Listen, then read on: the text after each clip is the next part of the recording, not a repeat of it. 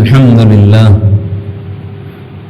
لله وكفى والصلاة والسلام على سيد الرسل وخاتم الأنبياء وعلى آله وأصحابه الأتقياء وبعد فأعوذ بالله من الشيطان الرجيم بسم الله الرحمن الرحيم إن الله وملائكته يصلون على النبي يا أيها الذين آمنوا صلوا عليه وسلموا تسليما اللهم صل على محمد وعلى آل محمد كما صليت على إبراهيم وعلى آل إبراهيم إنك حميد مجيد اللهم بارك على محمد وعلى آل محمد كما باركت على إبراهيم وعلى آل إبراهيم إنك حميد مجيد.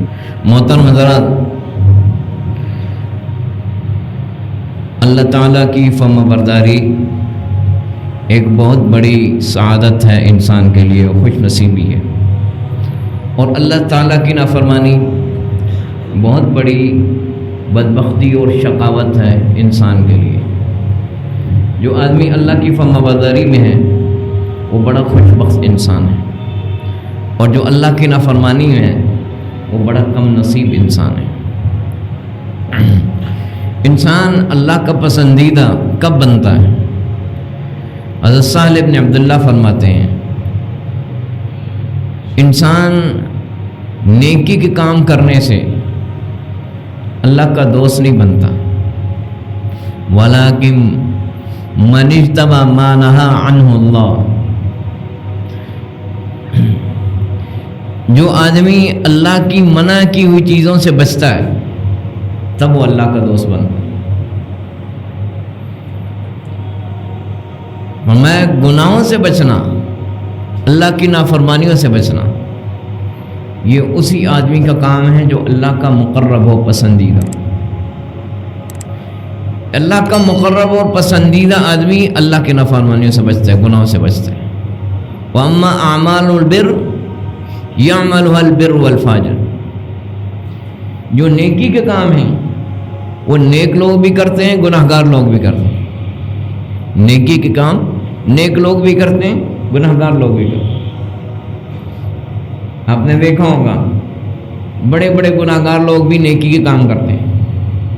بڑے بڑے گناہگار لوگ نیکی کے کام کرتے ہیں، غریبوں کی مدد کر دی، کسی کو مکان بنا دیا، کسی کو علاج کر دیا.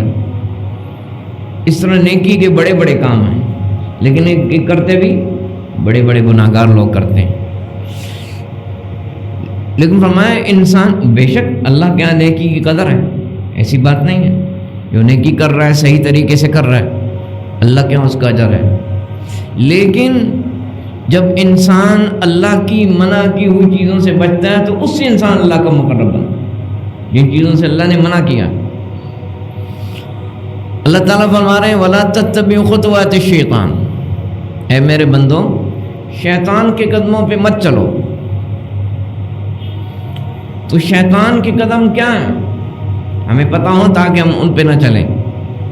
حضرت قتادہ فرماتے ہیں کل معصیت اللہ فهو من خطوات الشیطان. اللہ کی نافرمانی کے جتنے کام ہیں وہ شیطان کے قدم ہیں. جن کاموں سے اللہ نے منع کیا ہے انسان ان کاموں کو کرتا ہے تو گویا کہ یہ شیطان کے قدموں پہ چل رہا ہے. شیطان کے قدم اللہ کی منع کی ہر چیز ہے. اس لیے حضرت بلال ابن سعد فرماتے ہیں لا تنظر الى صغر الخطیہ ولكن انظر من عصی. یہ مت دیکھو کہ گناہ کتنا چھوٹا ہے، یہ مت دیکھو گناہ کتنا چھوٹا ہے، بلکہ یہ دیکھو کہ گناہ نافرمانی کس کی ہے، نافرمانی کس کی کر رہے ہو. لیکن یہ بھی بات سمجھنی ہے گناہ چھوٹا ہے یا بڑا ہے، اس کے لیے بھی علم کی ضرورت ہے. انسان کے پاس علم نہ ہو سکتا ہے انسان کفر کا بھی چھوٹا گناہ سمجھے، جو سب سے بڑا گناہ ہے. سب سے پہلی چیز علم ہے. دین کا علم سب سے بڑی نعمت ہے. تو پہلی چیز علم ہے. اب علم ہے انسان سمجھ رہا ہے کہ چھوٹا گناہ ہے، اور میں نہیں، یہ مت دیکھو، یہ مت سمجھو کہ چھوٹا ہے، دیکھو کہ نافرمانی کس کی کر رہے ہو. نافرمانی اس کی ہے کہ جس جیسا بڑا کوئی نہیں، جس جیسی عظمت اور شان کسی کی نہیں، اس کی نافرمانی. جس کے ہاتھ میں تمہارا ماضی حال مستقبل ہے، تمہارے سارے کام ہیں، وہ اس کی نافرمانی. حضرت حاتم الاسم رحمت اللہ علیہ، ان سے پوچھا گیا کہ آپ کیا چاہتے ہیں، آپ کی چاہت کیا ہے؟ تو آپ نے فرمایا اشتہی عافیت یومی الی اللیل، میں چاہتا ہوں میرا پورا دن اور رات عافیت میں گزرے. عافیت کا مطلب تو یہی سمجھا جاتا ہے کہ انسان کو کوئی تکلیف نہ ہو. تو کہا گیا کیا آپ عافیت میں نہیں ہیں، یعنی آپ کو کوئی تکلیف تو ہے نہیں، نہ دن میں نہ رات میں، اور کیا چاہتے ہیں؟ وَمَا إِنَّ عَافِيَةِ يَوْمِي اللہ عَاصِ اللَّهَ فِي، میرے دن کی عافیت یہ ہے کہ میں اس دن اللہ کی نافرمانی نہ کروں. میں جس دن اللہ کی نافرمانی نہ کروں، یہ میری عافیت ہے. اس سب سے بڑی تکلیف اللہ کی نافرمانی ہے کہ آپ کو سارے دن میں میرے اوپر کوئی تکلیف نظر نہیں آ رہی، پوری رات میں اگر کوئی تکلیف نظر نہیں آ رہی اور اللہ کی نافرمانی کر رہا ہوں، یہ سب سے بڑی تکلیف ہے.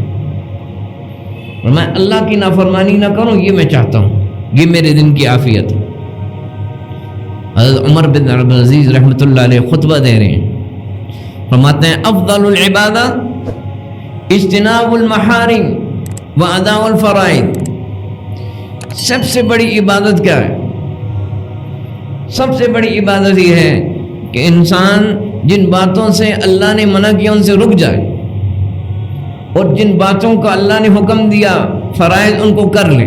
یہ سب سے بڑا عبادت گزار. ایک شخص نیکی کے کام تو کر رہا ہے، بڑی بڑی نیکیاں کر رہا ہے، بڑے بڑے فضائل والے کام کر رہے ہیں، لیکن گناہ سے نہیں بچ رہا. نیکی کا اجر تو ملے گا، لیکن افضل عبادت کیا ہے کہ انسان اللہ کی منع کی ہوئی چیزوں سے بچے اور اس کے فرائض کو پورا کرے. یہ افضل عبادت ہے. حضرت سعید بن المسیب جو بڑے تابعین میں سے، فرماتے ہیں ما کرمت العباد انفسها بمثل طاعت اللہ. لوگ اپنی عزت اللہ کی فرما برداری سے پیدا کر لیں، اپنی عزت اگر اللہ کی فرما برداری سے کر لیں تو اس سے بڑی کوئی عزت نہیں. وَلَا أَهَانَتْ أَنفُسَهَا بِمِثْلِ مَعْصِيَةِ اللَّهِ، اور اللہ کی نافرمانی سے اپنے آپ کو ذلیل کر رہے ہیں، اس سے بڑی کوئی ذلت نہیں. اللہ کی فرما برداری سے عزت ملتی.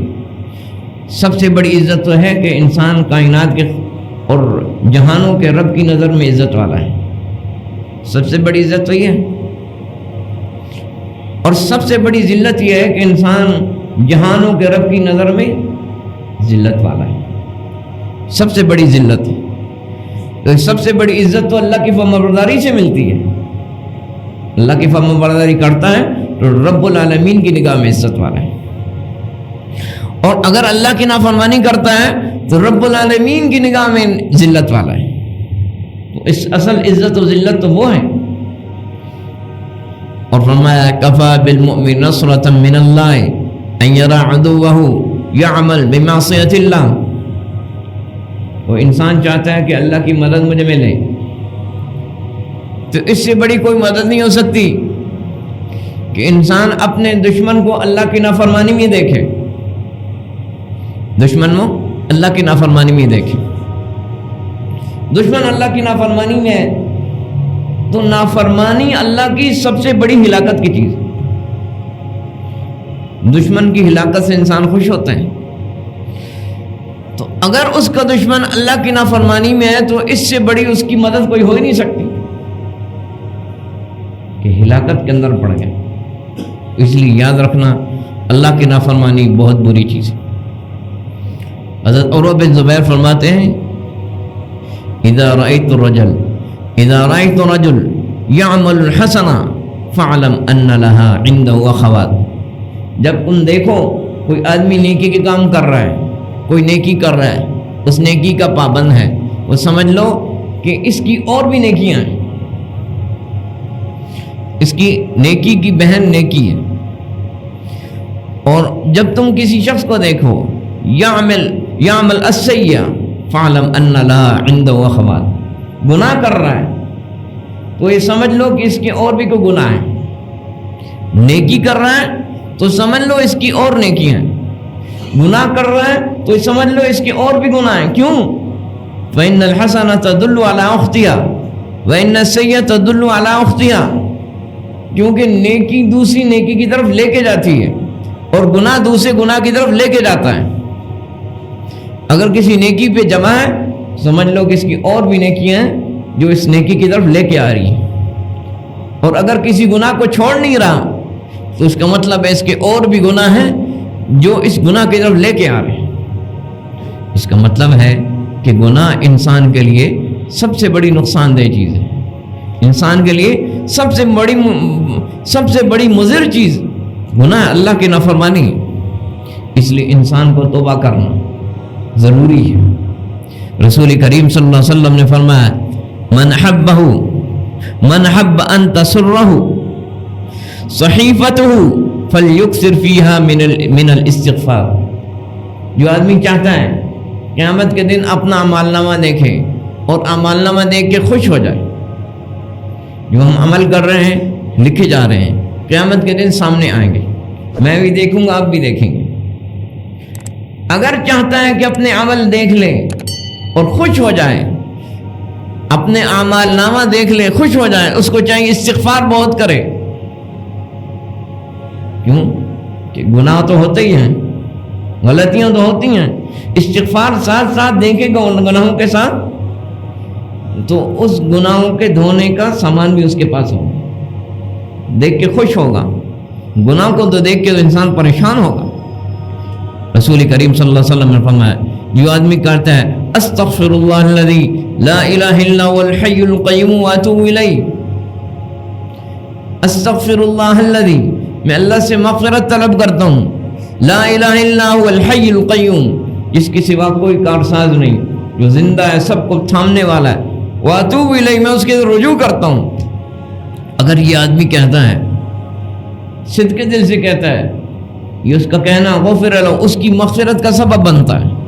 وَإِنْ كَانَ فَرَّ مِنَ الزَّحْفِ، میدان جنگ سے بھاگنا بڑے گناہوں میں سے، مسلمان کافروں کے ساتھ لڑ رہے ہوں اور جنگ کے میدان میں بھاگ جانا، یہ بڑے گناہوں میں سے، کبیرہ گناہوں میں سے۔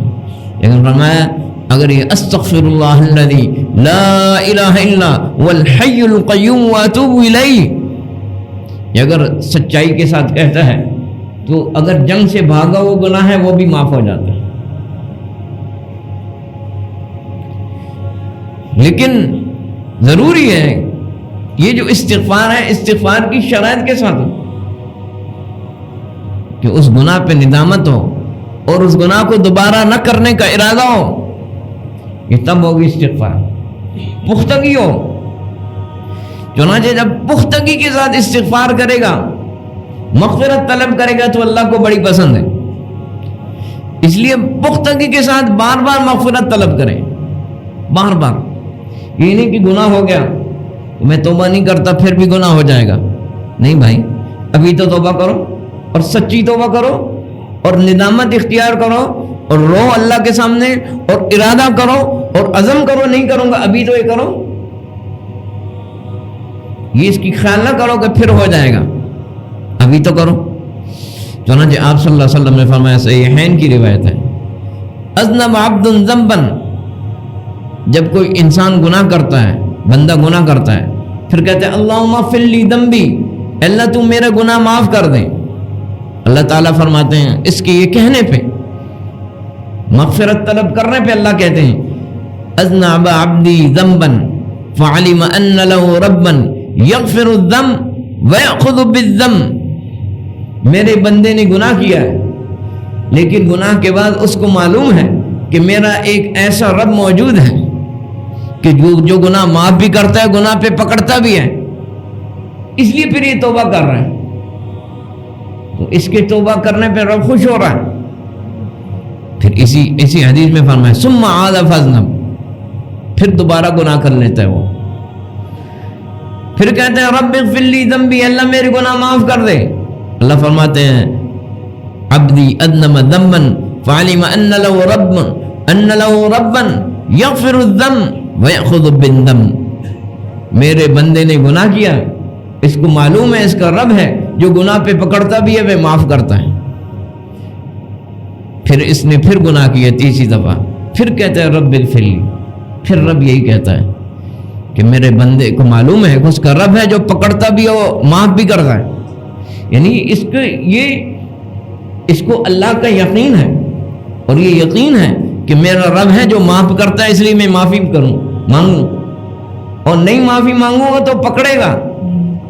یہ جو ندامت کا اور یہ جو عقیدہ ہے اور یہ سوچ ہے، یہ اللہ کو بڑی پسند ہے.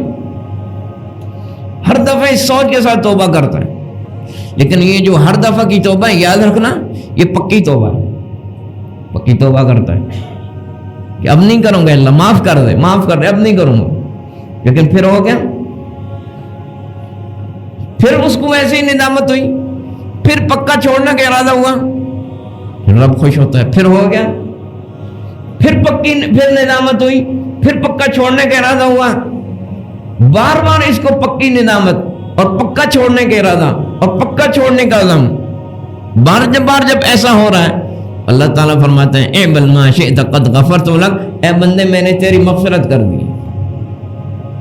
کیا مقصد ہے کہ اب اس کی مغفرت پکی ہو گئی. وجہ یہ ہے کہ بار بار اللہ کی طرف رجوع کرنے والا ہے. جب انسان بار بار رجوع کرنے والا ہو، بار بار ندامت اختیار کرنے والا ہو، بار بار توبہ کرنے والا ہو، تو رب معاف کرتا ہے. لیکن یہ ہے کہ ہر دفعہ کی توبہ پکی ندامت کے ساتھ ہو، پکے عزم کے ساتھ ہو. اس لیے اللہ تعالیٰ اپنے بندوں کے لیے فرمایا الم یعلموا ان اللہ یقبل توبۃ عبادی، کیا ان کو معلوم نہیں کہ ان کا اللہ، کہ سب کا اللہ، ان اللہ یقبل توبۃ عبادی، اپنے بندوں کی توبہ کو قبول کرتا ہے. اللہ تعالیٰ کو توبہ تو وہ توبہ قبول کرنے والا ہے. بہت بڑا گناہ ہے جس کا اللہ نے ذکر کیا، نفاق، منافق کی کیا سزا ہے؟ منافق وہ ہے جو اندر سے تو کافر ہے لیکن سامنے اسلام ظاہر کر رہا ہے کہ میں مسلمان ہوں، یہ منافق ہے. اس کی کیا سزا ہے؟ ان المنافقین فی الدرک الاسفل من النار ولن تجد لهم نصیرا. جہنم ہے، جہنم کے اندر سب سے نچلا حصہ، اس میں منافق ہوں گے. جہاں آگ سب سے زیادہ ہے، اوپر آگ کم ہوتی ہے، نیچے سب سے زیادہ تیز، سب سے زیادہ گرم، وہاں منافق ہوں گے. منافق کو بڑا سخت سزا ہے. لیکن اس اتنے بڑے گناہ اور اس کی اتنی بڑی سزا ذکر کرنے کے بعد اللہ کیا فرما رہے ہیں؟ سبحان اللہ، فرما رہے ہیں الا الذین تابوا، مگر وہ منافق جو توبہ کر لیں. سبحان اللہ، وہ سزا سے بچ جائیں گے. وہ منافق جو توبہ کر لیں، ان کی توبہ قبول ہو جائے گی، واپس آ جائیں. ان کے لیے اللہ نے توبہ کا دروازہ کھولا ہوا ہے. قرآن پاک میں دوسری ایک جگہ ذکر ہے لقد کفر الذین قالوا ان اللہ ثالث ثلاثہ. ان لوگوں نے کفر کیا جنہوں نے کہا اللہ تین میں سے تیسرا ہے. اللہ تین میں سے تیسرا ہے. جو عیسائیوں کا عقیدہ ہے تثلیث کا، اللہ بھی ہے، حضرت عیسیٰ بھی ہیں اور حضرت مریم بھی ہیں. یہ تین ہیں، یہ تین، ایک اور تین، تینوں کو خدائی کا حصہ دار، تینوں خدائی میں برابر شریک. اللہ نے فرمایا یہ کافر ہیں. یہ بہت بڑا گناہ ہے، بہت بڑا کفر ہے. اس کو ذکر کرنے کے بعد اللہ تعالیٰ فرماتے ہیں افلا یتوبون الی اللہ ویستغفرونہ. اتنا بڑا کفر کرنے والے ان کے لیے فرما رہے ہیں کیا یہ توبہ نہیں کرتے اور اللہ سے مغفرت نہیں طلب کرتے؟ اتنا بڑا کفر بکنے کے بعد بھی اگر یہ توبہ کرتے ہیں اور مغفرت طلب کرتے ہیں، واللہ غفور رحیم، اللہ معاف کرنے والا، رحم کرنے والا، اللہ ان کو بھی معاف کر دے گا اگر یہ توبہ کر لیں۔ توبہ کا دروازہ ان کے لیے بھی کھولا ہوا ہے۔ تو دوستو، توبہ نہ کرنا یہ بہت بڑی ناکامی ہے انسان کی۔ اللہ نے توبہ کا دروازہ سب کے لیے کھولا ہوا ہے، موت سے پہلے کھلا ہوا ہے، لیکن دیر کرنا نادانی ہے کہ معلوم نہیں کب گناہوں کی وجہ سے توبہ کی توفیق چھن جائے۔ سب سے زیادہ جو اللہ کے قریب ہیں وہ اللہ کے پاک پیغمبر حضرت محمد صلی اللہ علیہ وسلم۔ آپ فرما رہے ہیں وَإِنَّهُ لَيُغَانُ عَلَى قَلْبِي، میرے دل میں کچھ کیفیات ایسی طاری ہو جاتی ہیں، اس کے لیے میں استغفار کرتا ہوں۔ وَإِنِّي لَأَسْتَغْفِرُ اللَّهَ فِي الْيَوْمِ 100 مرة، میں روزانہ 100 مرتبہ استغفار کرتا ہوں۔ یہ کیفیات کیا ہیں؟ اس کا سادہ مطلب کر رہا ہوں، عام فہم۔ بہت ساری اس کے مطالب، معانی علماء نے اس کی تشریح میں بیان کی۔ اس کو سادہ اور عام فہم یہ سمجھیں کہ اللہ کے رسول صلی اللہ علیہ وسلم کی زندگی کی 2 کیفیات ہیں بڑی۔ ایک وہ جو اللہ کے ساتھ خاص مناجات میں ہوتے ہیں، خاص مناجات کی کیفیات ہوتی ہیں، خاص تجلیات ہوتی ہیں، ادھر توجہ ہوتی ہے رب العالمین کی طرف۔ اور کچھ وقت ایسا ہوتا ہے جس میں اللہ کے بندوں کے ساتھ مصروف ہوتے ہیں، ان کو تعلیم دے رہے ہیں، ان کو تبلیغ کر رہے ہیں، ان کے معاملات کو سلجھا رہے ہیں، ان کی تربیت کر رہے ہیں۔ اب کیا ہے؟ بندوں کی طرف متوجہ ہیں۔ اب جب بندوں کی طرف متوجہ ہیں، یہ بھی تو نبی کا کام ہے، نبی کا منصب ہے، نبی کو تو بھیجا اسی لیے جاتا ہے، بندوں کی تربیت کرے، بندوں کی تعلیم، بندوں کی تبلیغ۔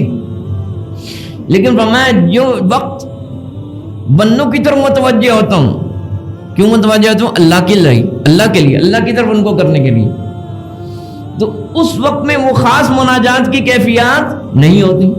سمجھ میں آ گئی؟ اس وقت بندوں کی تعلیم میں مصروف ہیں، بندوں کی تبلیغ میں مصروف ہیں، بندوں کی تربیت میں مصروف ہیں، وہ خاص مناجات کی کیفیات نہیں ہوتی، وہ خاص قرب کی کیفیات ہوتی۔ جب بندوں کی تعلیم اور تبلیغ سے فارغ ہوتے ہیں اور پھر رب کی مناجات کی طرف لوٹتے ہیں اور پھر وہ خاص قرب کی پھر وہ منزلیں ملتی ہیں، تو پہلی وہ کیفیات ہوتی ہیں جس میں اللہ کی طرف وہ خاص مناجات کی کیفیات نہیں تھی، اس پہلی کیفیات پہ استغفار کرتا ہوں۔ امید ہے بات سمجھ میں آ کہ میں آپ تو بندوں کی طرف، بندوں کو تبلیغ کرتے ہوئے بھی اللہ کی طرف متوجہ ہیں، آپ تو دنیا کے کاموں میں بھی اللہ کی طرف متوجہ ہیں۔ یاد رکھنا پیغمبر کی کیفیات کچھ اور ہوتی ہیں، ہم بندہ نہیں سمجھتا، لیکن وہ خاص جو مناجات کی کیفیات ہوتی ہیں جس میں سب کچھ چھوڑ چھاڑ کے صرف اس کا انتہائی قرب ہوتا ہے، وہ جو خاص کیفیات ہوتی ہیں وہ خاص کیفیات بندوں کی تعلیم اور تبلیغ کے وقت نہیں ہوتی۔ سمجھ میں آ گئی؟ جب ان خاص کیفیات کی طرف لوٹتا ہوں تو میں استغفر اللہ کہتا ہوں، اللہ میں بندوں کی طرف متوجہ ہو گیا، اب تیری خاص قرب کی کیفیات میں آیا ہوں، تو پہلی کیفیات میں استغفار کر رہا ہوں۔ یہ نبی کی شان بہت اونچی ہے، اس لیے اب اس پہ بھی استغفار کر رہے ہیں۔ غافل نبی کسی دم نہیں ہوتا، نبی تو ہر وقت اللہ کے اتنا قریب ہوتا ہے کہ ہم سوچ نہیں سکتے۔ نبی تو دنیا کے کام کرتے وقت بھی اللہ کے بہت قریب ہوتے، لیکن وہ خاص کیفیات۔ تو آپ کیا فرما رہے ہیں؟ میں اللہ سے مغفرت طلب کرتا ہوں۔ آپ ان خاص کیفیات کی طرف جب لوٹتے ہیں تو پچھلی حالت پہ استغفار کرتے ہیں۔ میں اور آپ تو گناہوں کا، ہمارے تو کتنی خطائیں ہیں، ہم تو غافل ہی غافل۔ نبی تو کسی لمحے غافل نہیں، نبی تو دنیا کے کام کرتے ہوئے بھی اللہ کے انتہائی قریب ہے۔ آپ کی استغفار اتنی زیادہ ہے، آپ فرما رہے ہیں وَإِنِّي لَأَسْتَغْفِرُ اللَّهَ وَأَتُوبُ إِلَيْهِ فِي الْيَوْمِ، میں اللہ کی طرف استغفار کرتا ہوں، توبہ کرتا ہوں، اکثر من 70 مرہ، 70 مرتبہ سے زیادہ روزانہ۔ علماء نے 70 کا مطلب عربی میں کثرت کے لیے آتا ہے، یعنی بہت زیادہ میں استغفار کرتا ہوں۔ چنانچہ رسول کریم صلی اللہ علیہ وسلم حضرت ابن عمر فرماتے ہیں، امام ابو داؤد ترمذی کی روایت ہے، ہم رسول کریم صلی اللہ علیہ وسلم کے ساتھ بیٹھے ہوتے مجلس میں، تو آپ زبان سے کہہ رہے ہوتے ہم گنتے، ایک مجلس میں، ایک سٹنگ میں، ایک نشست میں آپ فرماتے ہیں رب اغفر لی وتب علی انک انت التواب الرحیم، رب اغفر لی، اللہ میری مغفرت کر دے، وتب علی، مجھ پہ مہربانی سے متوجہ ہو جا، انک انت التواب الرحیم، تو بہت معاف کرنے والا، رحم کرنے والا ہے۔ ایک مجلس میں، ایک نشست میں صحابی کہتے ہیں ہم نے گنا ایک نشست میں آپ نے یہ کلمات 100 مرتبہ کہے، ایک جگہ بیٹھے، ایک نشست میں، ایک سیٹنگ میں، تو آپ کتنی استغفار کرنے والے ہیں؟ حضرت ابو ہریرہ فرماتے ہیں ما رأيت احدا اکثر من ان يقول استغفر اللہ واتوب الیہ من رسول اللہ صلی اللہ علیہ وسلم، امام نسائی کی روایت ہے، ابن حبان کی، کہ میں نے رسول کریم صلی اللہ علیہ وسلم سے زیادہ کسی کو یہ کہتے نہیں سنا۔ حضرت ابو ہریرہ فرماتے ہیں کسی کو کہتے نہیں سنا رسول کریم صلی اللہ علیہ وسلم سے زیادہ استغفر اللہ واتوب الیہ، آپ کو سب سے زیادہ کہتے سنا، حالانکہ آپ کی کیا اللہ کا اعلان ہے لیغفر لک اللہ ما تقدم من ذنبک وما تأخر، پہلے سے اعلان ہے کہ آپ کی مغفرت ہے، اللہ نے قرآن میں واضح آپ کی مغفرت کا اعلان کھل کے کر دیا ہے، لیکن میں نے آپ سے زیادہ استغفار کرتے ہوئے کسی کو نہیں دیکھا۔ بندوں کو تعلیم دی آپ استغفار کی، توبہ کی کثرت، آپ صلی اللہ علیہ وسلم ابو بکر صدیق کو تعلیم دے رہے ہیں۔ حضرت ابو بکر صدیق فرماتے ہیں میں نے رسول کریم صلی اللہ علیہ وسلم سے عرض کی علمنی دعان ادعو بی فی صلاتی، یا رسول اللہ مجھے ایک دعا سکھا دیں میں نماز میں پڑھا کروں، نماز میں پڑھا کروں۔ تو آپ نے کیا فرمایا؟ یہ کہو اللہم انی ظلمت نفسی ظلما کثیرا، آپ کے سب سے پیارے دوست، سب سے پیارے دوست ابو بکر صدیق ہیں، آپ ان کو سکھا رہے ہیں یہ دعا پڑھو نماز میں، اللہم انی ظلمت نفسی ظلما کثیرا، یہ دعا التحیات جب پڑھ لیں، دروشی پڑھ لیں، سلام سے پہلے یہ پڑھا کریں اللہم انی ظلمت نفسی ظلما کثیرا ولا یغفر الذنوب الا انت فاغفر لی مغفرۃ من عندک وارحمنی انک انت الغفور الرحیم، یہ دعا سکھا رہے ہیں۔ کہو اے ابو بکر، کہو کہ اے میرے پروردگار انی ظلمت نفسی ظلما کثیرا، میں نے اپنے اوپر بہت ظلم کیا، ولا یغفر الذنوب الا انت، تیرے سوا کو گناہ کو معاف کرنے والا نہیں، فاغفر لی مغفرۃ من عندک، اپنی خاص مغفرت مجھے دے دے، وارحمنی انک انت الغفور الرحیم، مجھ پہ رحم کر دے، تو بہت معاف کرنے والا، رحم کرنے والا ہے۔ یہ دعا سکھا رہے ہیں۔ تو دوستو استغفار بہت کریں، توبہ بہت کریں، اور سچے دل سے کریں، نماز میں بھی کریں، باہر بھی کریں، کثرت سے کریں، بار بار کریں، انشاءاللہ اس کا فائدہ دنیا اور آخرت میں ملے گا۔ اللہ تعالیٰ مجھے آپ کو توفیق دے۔